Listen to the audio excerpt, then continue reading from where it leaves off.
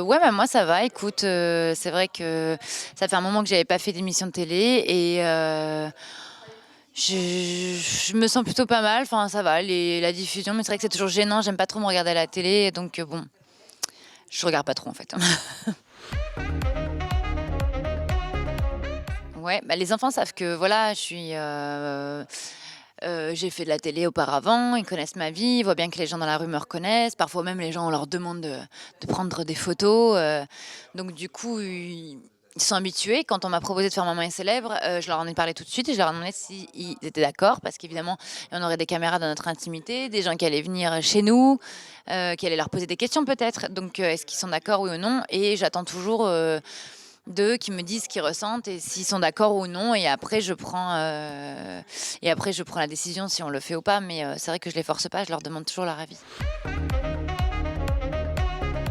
Bah, je trouve que j'ai pas trop changé, hein, je suis toujours un peu la même. Ça fait des années que les gens me découvrent, à la télé ou dans la vraie vie et ceux qui me connaissent réellement savent que je suis toujours pareille et que je suis pas différente. Donc Je malgré que je sois maman, je suis vraiment toujours la même, gamine, de Marquette et de d'où je suis venue d'où je viens, quoi. Je suis toujours la même. Le plus compliqué quand tu es maman et célèbre, c'est quand tu vis des moments d'intimité où vraiment tu aurais envie de passer un moment, en incognito avec tes enfants et que les gens commencent à te dire: «Ah, c'est pas Émilie, nanana». Ça, c'est un peu embêtant parce que tu te dis: «Mais, un peu de respect, quoi, là, je suis en train de faire un truc avec les enfants», donc ça, c'est gênant. Sinon, c'est vrai que j'ai toujours vécu à l'étranger. Du coup, quand je suis rentrée en France après ma dernière séparation du père de mes enfants, ça a été un petit peu embêtant, par exemple, quand je fais mes courses ou quand, je vais dans certains endroits. Mais franchement, les gens sont plus respectueux qu'autre chose. Franchement, les gens ne ils essayent de faire attention quand même, surtout quand on est avec des enfants. Ça, c'est bien quand même. Bah, de manière générale, quand même, les gens sont respectueux, sauf qu'il y en a toujours quelques-uns qui sortent du lot et qui vont commencer à crier ou à faire des trucs bizarres. Mais c'est quand même plutôt rare. Donc, même si on se balade, enfin, je me balade avec un homme ou avec les enfants, déjà, il faut que ça arrive. Mais je veux dire, c'est plutôt. Non, franchement, ça dépend. Parfois même, ce qui m'est arrivé, c'est qu'ils reconnaissent les enfants avant de me reconnaître. Ça, j'ai déjà eu deux, trois fois où ils se disent: «Mais je te connais, toi?» Ah oui, bah, par exemple, Aya Nakamura, c'est ce qui s'est passé. Quand on est allé à son concert, ma fille est allée vers elle, elle l'a regardée, elle a dit: «Mais je te connais, toi?» Et après, elle a dit et elle m'a vue, elle a dit: «Ah d'accord, je comprends mieux». Mais sur le coup, c'était drôle parce que je me suis dit: «Non mais c'est dingue, reconnais ma fille, quoi». Non, je pense que Maëlle, elle a son caractère et elle aime d'autres choses. Elle aime les chevaux, elle est très, elle est pas très féminine déjà, malgré qu'elle soit une petite fille, elle aime bien les trucs de mec un peu et un petit peu, je sais pas comment expliquer. Donc du coup, c'est pas son délire la télé, trucs de filles et tout. Bah, j'essaye de donner au maximum pour mes enfants. C'est vrai que ma fille a une passion qui n'est pas la mienne, donc l'équitation et je suis obligée de m'en occuper. Du coup, c'est pas facile pour moi parce que, ben, j'ai un peu peur. Du coup, j'essaye de faire au mieux pour elle, mais c'est vrai que c'est pas mon truc, quoi. Je suis pas à l'aise. Je suis pas à l'aise, donc du coup, j'espère qu'elle va pas vouloir faire hôtesse de l'air ou pilote parce que si je suis obligée de monter dans les avions tout le temps, alors là, c'est même pas la peine, c'est ma phobie. Donc j'espère qu'elle va s'arrêter au poney. Je pense qu'on a des liens différents avec chacun de nos enfants. J'en ai que 2, mais quand même, c'est vrai que j'arrive à voir la différence. Ma fille, c'est plutôt, comme, ma copine et mon fils, c'est comme, mon petit bébé, en fait. J'ai ce lien du petit homme, en fait, qui est à moi et je sais pas comment expliquer, c'est une autre relation, c'est un truc, différent. J'arrive même pas à expliquer, mais c'est mon bébé, quoi. C'est plutôt ma fille. Moi, j'ai plutôt envie de la pousser et lui, j'ai plutôt envie de le protéger. C'est trop bizarre. Pourtant, ça devrait être le contraire, mais bon. Je sais pas. Non, je pense que c'est plutôt parce que c'est une fille et j'ai vraiment envie qu'elle s'en sorte tout seule. J'ai pas envie que ce soit une nunuche. J'ai pas envie que ce soit une gaga et j'ai pas envie qu'elle se laisse faire à l'école. J'ai pas envie qu'on lui marche dessus. J'ai envie que ce soit une battante. J'ai envie qu'elle ait de l'ambition, malgré que je la laisserai faire tout ce qu'elle a envie, hein, je suis pas non plus, voilà. Mais c'est vrai que j'ai envie qu'elle s'en sorte toute seule. Je sais que dans la société d'aujourd'hui, quand tu es un homme, c'est plus facile que quand tu es une femme et donc c'est pour ça que c'est important pour moi de la forger un peu et peut-être d'être plus dur ou plus difficile avec elle, je sais pas. Alors c'est vrai que voilà, moi dans la vie, j'ai toujours eu, cette ambition de réussir et réussir par soi-même. Donc après tu auras des chances dans la vie de t'en sortir ou pas. La vie est faite de rencontres aussi. Se trouver au bon endroit au bon moment, c'est important parce que c'est comme ça que tu peux saisir ta chance. Mais il faut avoir de l'envie et avoir envie de se battre, avoir envie de continuer malgré les chutes parce que c'était pas tout bleu tout rose. J'ai quand même, galéré. Il y a des fois, où je me suis plantée, et même plusieurs fois, où j'ai pas réussi à faire ce que j'avais envie de faire, où ça a échoué, mais c'est pas pour autant qu'il faut laisser tomber. Je pense qu'il faut continuer, vraiment, je parle niveau, business, il y a beaucoup de femmes d'affaires qui ont eu d'autres affaires avant qui n'ont pas fonctionné du tout, mais qui aujourd'hui, cartonnent parce qu'elles n'ont pas lâché le morceau. Donc déjà, ça, c'est vraiment quelque chose d'important. Bah, c'est-à-dire que mon entreprise me prend énormément de temps. Je m'occupe toute seule du développement marketing, de la communication, des idées. Je suis toujours à la recherche de quelque chose de nouveau. En quasiment un an, j'ai développé plus de, je sais pas, 7-8 produits. Donc, ça demande du travail sur la composition, la fabrication, les bienfaits, qu'est-ce qui m'intéresse pas. Je suis toujours en recherche de quelque chose et ça demande beaucoup de temps. Donc en fait, l'idée, c'est de continuer à développer ma marque, donc Le Secret by Amélie Nefnaf, mais de réussir à bien m'entourer aussi, parce que c'est important. Je peux pas faire tout toute seule. Il y a un moment donné où tu satures et tu peux pas gérer toute seule tout, quoi. Donc l'idée, c'est de voilà, trouver le bon équilibre et continuer à développer ma marque. Bah, c'est vrai que, en comparaison à tous les autres de ma saison, on se souvient pas de grand monde. C'est pas pour faire la meuf, c'est une réalité. Si maintenant tu vas regarder sur les réseaux, on n'est pas beaucoup de mon époque à être encore populaire sur Instagram. Je sais pas, je pense que c'est mon naturel et mon authenticité. À mon avis, si tu regardes mon portrait en 2009 dans Secret, je le dis que je suis authentique. J'avais 21 ans et je savais déjà que j'étais authentique. Parce que durant mes 21 années de vie, je me connaissais déjà, je savais très bien quel genre de nana j'étais. Donc du coup, j'imagine qu'encore aujourd'hui à 32 ans, donc 11 ans après cette émission, je suis toujours la même. Donc à mon avis, les gens, ils aiment me suivre parce que je suis toujours pareil. Il y en a qui me découvrent, il y en a qui me connaissent pas. Évidemment, tu as les nouvelles générations parce qu'il y a 10 ans, t'imagines quelqu'un qui a 20 ans aujourd'hui. Il y a 10 ans, il avait 10 ans. Donc voilà, tu vois ce que je veux dire. Je pense que je sais pas, c'est vrai que ça me fait plaisir, mais je m'en rends pas compte. C'est un peu bizarre, j'ai envie de te dire, mais ça me fait plaisir, ouais, parce que il y a des gens qui arrivent à capter mon personnage et d'autres qui me comprennent pas, mais ça a toujours été de toute façon, c'est soit on m'aime, soit on me déteste, hein. Donc il y a pas d'entre-deux, il y a pas de: «Ouais, je l'aime bien». C'est soit: «Ah ouais, je la kiffe», soit: «Vas-y, je peux pas me la voir». Donc du coup, je pense que c'est ça, en fait. Mais je sais pas si dans Maman est célèbre, on arrive bien à capter parce qu'on est beaucoup de mamans et on nous voit très peu de temps et moi, le peu de secondes qu'on me voit, je suis pas certaine que les nouvelles personnes arrivent à bien voir mon personnage parce que c'est un peu,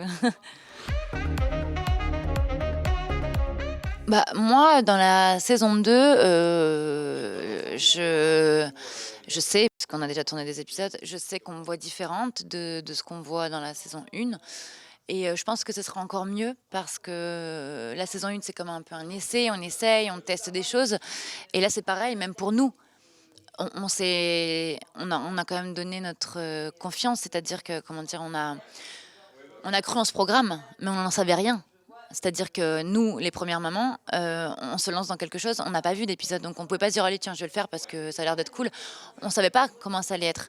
Donc on est parti un peu à l'aveuglette et aujourd'hui, pareil pour nous, pour la saison 2, on sait si on doit changer des choses, comment on a envie de le faire ou de le voir, c'est pareil pour nous. Donc du coup, je pense qu'on va avoir un côté, de moi un peu plus intime que je laisse pas forcément paraître parce que j'en ai pas l'occasion et parce que je veux dire même durant mes séparations et cetera, j'ai jamais rien montré. J'ai jamais mis, des images de moi en pleurs ou, en train d'être en dépression. J'ai jamais dénigré le père de mes enfants. J'ai jamais, je dis pas que je fais ça dans la saison 2, mais je veux dire, je parle plus de mon intimité et c'est vrai que en comparaison aux autres filles que tu vois qui se séparent et tout, moi je fais pas, «Ouais, aujourd'hui, nanana, il m'est arrivé ça» et tout. Je fais pas ça moi. Je laisse jamais rien paraître. Donc du coup, je pense que dans la saison 2, on va voir une partie de moi qui est différente et on va découvrir que finalement, même si on croit que je suis la meuf businesswoman qui est super sûre d'elle et tout, mais en fait pas du tout. C'est que en vrai, les gens vont croire que je suis hautaine, mais en fait c'est parce que je suis réservée et que je cache autre chose, qu'en fait je suis pas du tout sûre de moi. En fait, c'est ça Enfin, je pense que ça va être ça le nouveau côté de ce qu'on va voir de moi, quoi. Ouais, voilà. Je veux dire, parce que le côté oui, tu taffes, t'es businesswoman, tu gères ta vie, tes enfants, ok, mais en fait, la vraie vie, c'est pas que ça, quoi. Il y a aussi des moments difficiles, il y a des moments où on s'en sort pas, il y a des moments où on prend des mauvaises décisions, il y a des moments où on regrette ses choix, il y a des moments où on n'est pas bien, et il y a des moments où on laisse paraître, voilà, qui on est réellement, et ça, c'est important, je pense. Bah, je pense que c'était le moment quand même, où on était toutes ensemble quand on s'est retrouvés en Normandie avec les filles. Je trouve qu'on a passé un bon moment, on s'est bien entendus et il y avait une bonne dynamique, donc du coup, c'est vraiment, une bonne expérience et j'ai bien aimé, en fait, ce petit moment de je pense qu'on devrait avoir plus de moments, entre mamans, c'est je sais pas, je trouve qu'il y a plus d'interactions, c'est bien, c'est mieux. En fait, il y a un truc qui est bizarre, c'est que je pense que c'est peut-être à cause de mon maquillage, j'en fais toujours trop à mon avis et mes cheveux foncés, j'en sais rien, mais j'ai un air, un peu, pas, hautaine, mais, tu sais un peu, je sais pas, sévère peut-être, tu vois? Un peu sévère. C'est vrai, moi à l'époque, j'avais une maîtresse, putain, mais qu'est-ce qu'elle elle paraissait sévère, en fait, c'était un amour. Mais quand tu la voyais, tu te dis: «Oh putain», tu sais, le premier jour d'école, tu vois tes profs, tu te dis: «Oh alors elle va nous faire la misère».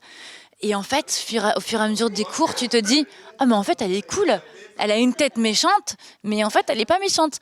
Et ben, en fait, je pense que moi, c'est pareil. C'est-à-dire que tu des nanas, elles ont des visages angéliques, dans la vie et peut-être même dans les mamans, mais en fait, en vrai, au fond d'elles, c'est peut-être les plus méchantes. Enfin, je veux dire, je pointe personne du doigt, mais je veux dire, ça existe, c'est comme ça. C'est pas le visage qui fait la personne, c'est la personnalité. Moi, je pense que mon apparence, elle fait un peu genre: «Oh là, celle-là, elle va être un peu relou», en parlant de moi et finalement, quand elle me découvre, elle se rend compte que je suis pas du tout comme ça et que, bah, je suis une meuf vachement simple et que, bah, j'ai un vrai cœur, quoi, en fait. Je suis pas fausse, donc en fait, celle que j'aime, bah, elle va le savoir et celle que j'aime pas, bah, c'est pareil, elle va le savoir aussi. Donc voilà. Bah, écoute, je suis arrivée l'année dernière du Mexique, donc j'ai vécu longtemps, dans un pays où personne, me connaissait, donc non, je pense que si tu as envie, d'anonymat, il suffit de prendre un avion et tu restes quelques semaines dans un endroit où ils te connaissent pas et c'est réglé, donc non, non, franchement, je le vis pas mal du tout, l'anonymat, je en fait, si tu veux te faire discrète, tu peux. T'es pas obligé de tout mettre sur les réseaux, t'es pas obligé de montrer toute ta vie, t'es pas obligé de montrer toutes tes relations, toutes tes peines, tous tes moments de bonheur. T'es pas obligé de tout mettre en vrai. Ceux qui mettent tout, c'est parce qu'ils le décident, ils choisissent. Du coup, à un moment donné, tu vois, c'est normal que ça continue et que ça grossit, blablabla, blabla. Mais je veux dire, on peut choisir aussi. Bon là, on fait de la télé, donc évidemment. Mais si tu as envie de te balader, tu mets une petite paire de lunettes, puis tu es pas maquillée, tu t'es en basket, personne va te reconnaître en vrai, hein. Tu pas, Beyoncé, quoi.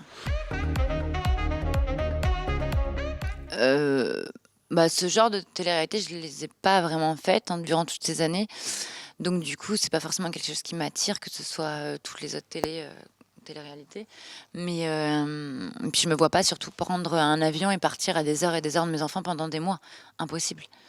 Donc à la limite une semaine, pour une certaine mission, ouais, mais pas pour participer à une mission pendant des semaines et des mois, c'est pas possible. Je préfère pas le faire, sincèrement, je suis pas avide de notoriété à ce point-là, quoi. Bah, parce que je pense qu'à l'époque, on était un couple emblématique. On a été le premier entre guillemets «couple», de filles de télé avec un footballeur. J'étais la première, donc du coup, je pense que les gens, ça les a marqués parce que c'était une histoire, incroyable pour eux. Comment c'est possible que la petite nana de Marquette Lely là, de ma ville, se mette avec un grand joueur du Paris Saint-Germain? C'était un peu spécial. Maintenant, on s'est jamais disputé devant les médias, on n'a jamais étalé nos histoires, on n'a jamais parlé de nos problèmes, donc les gens ne savent rien. Donc évidemment qu'ils pensent tous, au conte de fées, magnifique et que vous vous aimez encore et que vous allez retourner ensemble. Mais si je me mets à raconter le quart de ce qui s'est passé entre nous, je pense que l'histoire elle s'arrête là. Je l'ai jamais fait. Donc évidemment que les gens n'ont pas idée et ça, je reviens sur ça, c'est le problème de toutes les autres filles qui sont en couple et qui se sont disputées, qui ont étalé tout ce qui s'est passé entre eux, qui aujourd'hui se font critiquer parce qu'elles sont encore avec eux, parce qu'elles ont dit ce qu'il a fait ou ce qu'elles ont fait. Et ça, c'est une erreur, c'est tout. Moi, j'ai pas étalé quand il s'est passé des choses, personne ne le sait. Et tant que ça reste pour moi, tout le monde se dit allez, retourne avec et tout. Mais ils savent pas ce qui s'est passé entre nous deux. Donc voilà, je les laisse parler, c'est pas grave. De toute façon, ça me regarde moi, c'est mon histoire. Mais tant mieux, je préfère que les gens pensent comme ça parce que c'est voulu. Que les gens se disent ah non, mais retourne pas avec lui, t'as fait ça, qu'ils ressortent des photos et des machins. Ça, c'est le problème des réseaux en fait. Bah, j'ai pas de mariage ni de bébé prévu. Je laisse ça aux autres. Voilà, je souhaite juste que les gens continuent à regarder l'émission et voilà, que j'espère donner, le meilleur de moi et que les gens, arrivent à me comprendre parce que je suis un personnage un petit peu spécial.